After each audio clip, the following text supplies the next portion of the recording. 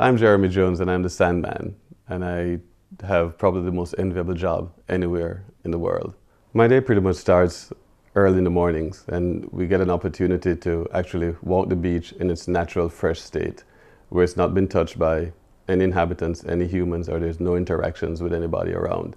Because when we're doing the research and collecting all the data we want to find the beach in its most natural state, and that's easiest to do early in the mornings.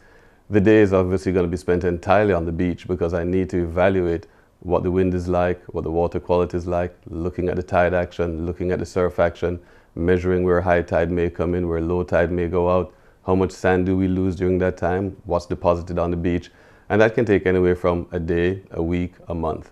I have to spend a lot of time there going back and forth because I also want to see what the beach is like in the different moon phases. I need to evaluate and see what the beach is like in the different seasons, whether it's spring, whether it's summer, high tide, low tide. So sometimes I'm able to go on the beach and in one take I can tell you this is going to be a great location.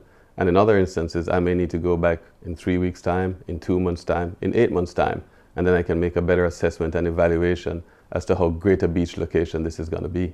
Well, after having done an assessment and making a decision that this is a beach that we want to do some more investigations on, I'll collect different sand samples from various spots along the beach. And what's very important there is the sand composition. It's the feel that it has in your hand, it's the color, it's the texture, and it's the different influences, whether it's volcanic, whether it's coral, is it pinker sand, is it porcelain white. There's so many different aspects that go into sand that a lot of people take for granted that we spend a lot of time on because we want to ensure that in 5 years, 10 years from now, the beach that we have discovered is going to be just as great today as it was then. So a lot of that goes into play in taking the deposits, sending it off to the geologists for them to do their evaluations and assessments on, because they can tell us what the beach quality is like. Will this sand be able to stand the test of time, of thousands of feet walking on it on a daily basis, or is this something that won't be able to sustain the environmental impact that we may impart on the beach location? So a lot of that is very serious for us and very focused because we want to ensure that the beach is going to be around for the next 30 or 40 years. A lot of people don't realize that the Caribbean actually sits on an underwater mountain chain. So what you're seeing above ground is just the tip of the iceberg of what takes place below the water level.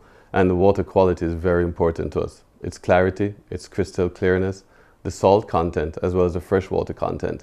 If you have a beach location that's very close to a river, you're going to have less salinity to it. If you have a beach location that's far away from a river source, then you're going to have the natural salty content. And that's great for the growth of reef and reef development and the fish that swim along in the reefs. And the water quality is very important to us. We want to ensure that there's no bacterial growth in the water. We want to ensure that there's not excessive chloral bleaching taking place because the ultraviolet rays of the sun are very strong and it's easy for it to penetrate the water and then damage some of the reef life. So we want to ensure that there's enough salt content in the water that's going to limit the amount of sunlight that goes through to our reefs because that's very important to us. We take the water off and we also send it to the environmental protection agencies for them to do the testing to ensure that we do have great water quality. There's not a lot of introduction of man-made materials that may come into the water that can be harmful as the years go by.